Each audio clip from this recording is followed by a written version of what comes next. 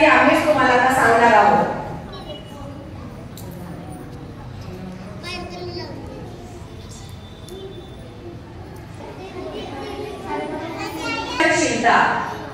तर संवेदनशीलता म्हणजे काय? संवेदनशीलता म्हणजे इतरांच्या भावना, 10 मूल्यांची भावना त्यांना समजून घेऊन आणि शक्य तितकी मदत करण्याची वृत्ती म्हणजे संवेदनशीलता. त्याचा काय अर्थ होतो बरं? संवेदनशीलता ही आराध्या थोरात आपल्याला सांगणार. म्हणजे जखमी प्राण्याला मदत करणे, दुःखी मित्राला समजवणे, वयस्कर लोकांची मदत करणे. ही सवय आहे. वेळेवर काम करणं आणि उशीर न करणं हाच वक्तशीरपणा आहे. कोण बोलतंय ग? चालतं का?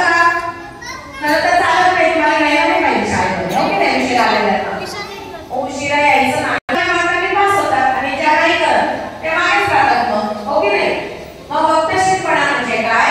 तर सगळी कामे वेळेवर पूर्ण करणे, अभ्यास वेळेवर पूर्ण करणे, शाळेत वेळेवर जाणे, असा वक्तशीरपणाचा अर्थ होतो. आपल्याला आता ओवी मुगले ही वक्तशीरपणा म्हणजे काय त्याचं उदाहरण सांग.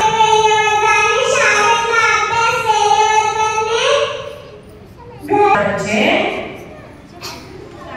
सर्व गोष्टी स्वच्छ, सुबक आणि योग्य पद्धतीने ठेवण्याची व करण्याची सवय. बघा, वस्तू जागेवर ठेवणे, कपड्यांच्या घड्या घालणे, आपले पुस्तक रॅकमध्ये ठेवणे, सगळ्या वस्तू जागच्या जागी ठेवणे. हे आहे वैज्ञानिक दृष्टिकोन.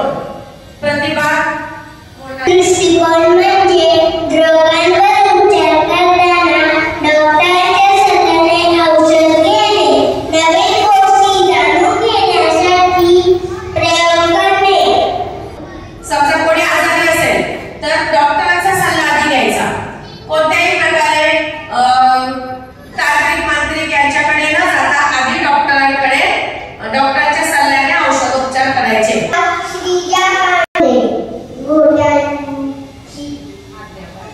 मोठ्यांची आज्ञा पाळणे. नमस्कार. आपण आपल्या झाडांना पाणी घालावे आणि आपण आई-वडिलांना घरच्या कामात मदत करावे आणि आपण आपल्या शाळेचे आवाज स्वच्छ ठेवावे. नमस्कार. माझं नाव आराध्या श्रीयोग तुझं. आज मी श्री पुरुष ह्याच्या मुलगा आणि मुलगी दोघांनाही शिक्षणाची समान संधी देणे. दुसरं म्हणजे घरातील निर्णयांमध्ये स्त्री पुरुष दोघांचाही सहभाग ठेवणे. आपण देणार आहोत त्या आई वडिलांनी समान द्यायचे. तुम्ही सुद्धा घरात मुलगी आहात म्हणून सगळी कामं करायची. तसं तुमच्या दादाला पण सगळी कामं आलीच पाहिजे असं म्हटलं जातं, पण तसं नसतं. आपण सुद्धा वेगवेगळ्या क्षेत्रामध्ये पुढे जायचं आहे. हिंदू आहेत, मुसलमान आहेत, शीख, इसाई असे वेगवेगळ्या धर्मांचे लोक आहेत. तर या सगळ्यांमध्ये आपण एकत्र आहोत, सगळे समान आहोत अशी भावना ठेवणं म्हणजेच सर्वधर्म समभाव. भारतीय माझे बदल ही भावना ठेवणे, वेगवेगळ्या सणांना शुभेच्छा देणे, सर्व धर्मातील मैत्रिणीशी प्रेमाने वागणे. धन्यवाद. प्रजासत्ताकातील एकामेकाला मदत करणे.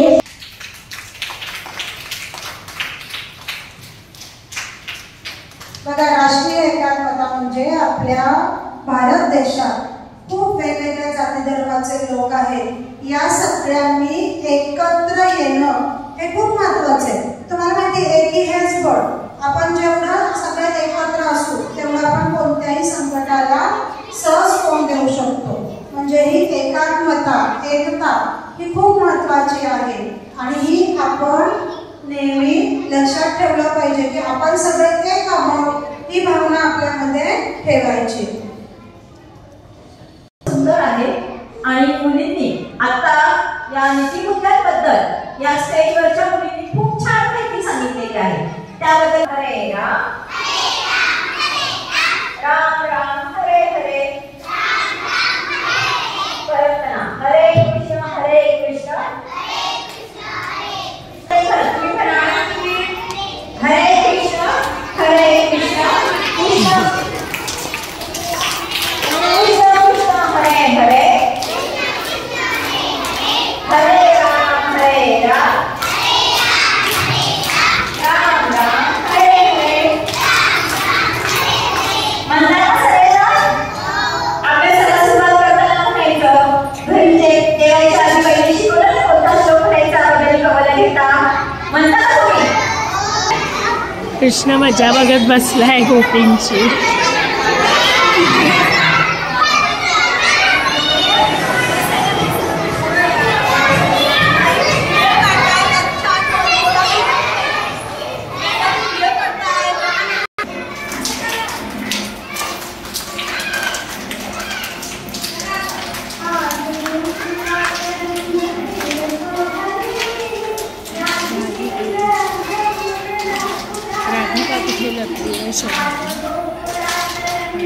कृष्ण हा एक राधिका कृष्ण